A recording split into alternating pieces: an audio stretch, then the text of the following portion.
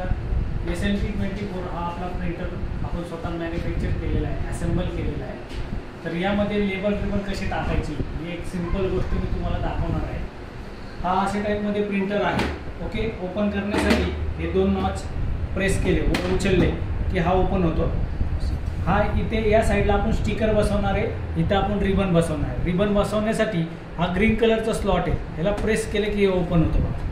आता आपण पहिलं रिबन बसवून घेऊ.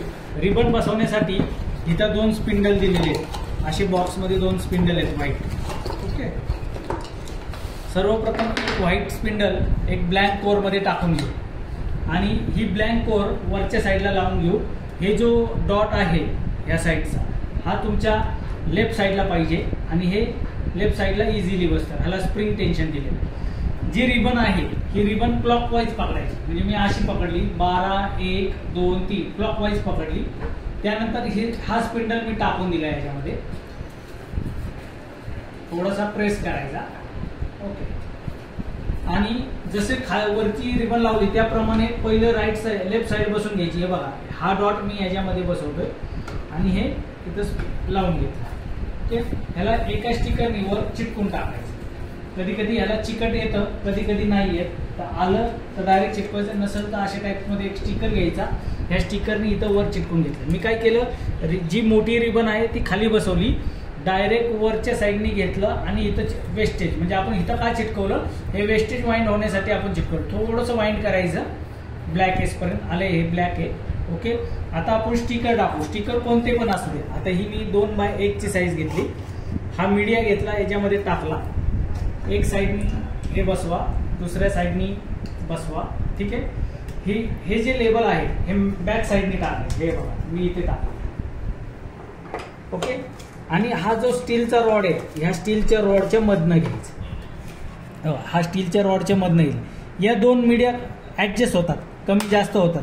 आता हे मागं पुढं होतं जसं स्टिकर असं. आणि हा सेन्सर आहे, हा सेन्सर बरोबर मधोमध घ्यायचा.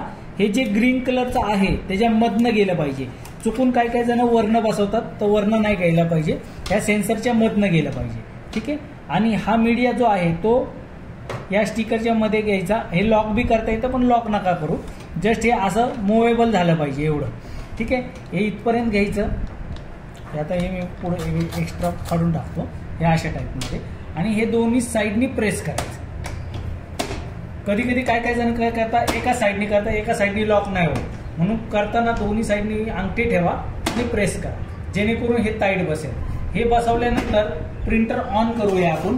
याला एक ॲडॅप्टर दिलेला आहे. हे पाठीमागच्या साईडला USB केबल दिलेली आहे आणि पॉवर ॲडॅप्टर दिले आहे. इथरनेट पोर्ट बी दिलेला आहे. आता मी पॉवर लावतो आणि पॉवर लावून तुम्हाला दाखवतो की काय होतं.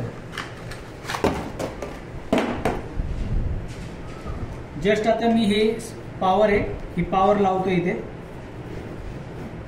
USB केबल बी आपण लावू शकता. मी आता लावत नाहीये, जस्ट एक दाखवण्यासाठी मी पॉवर ऑन करून दाखवतो.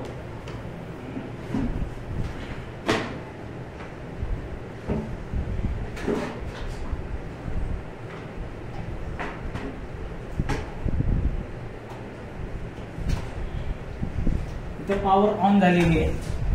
हे ऑटोमॅटिक कॅलिब्रेट होतं. ज्यावेळेस मी हे फीडचं बटन दाबतो तेव्हा एक लेबल येऊन बरोबर थांबतं. याचा अर्थ आपण बरोबर बसवलेलं आहे.